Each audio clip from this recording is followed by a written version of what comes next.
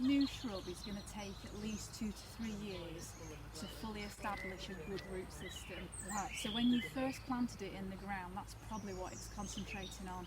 So you won't notice the benefit of that above soil level because it's doing its work underneath.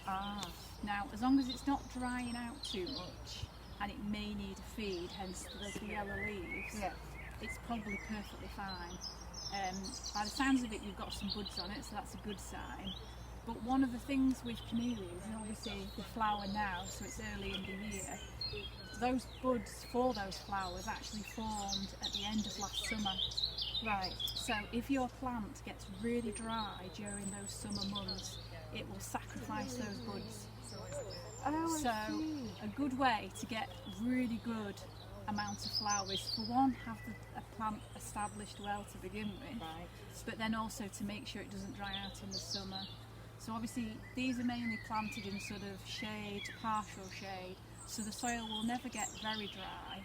We don't give these any substantial mulching, but obviously in a normal garden setting you may need to put down like an all-purpose feed, Yeah. or just a good layer of mulch around the soil and the root system.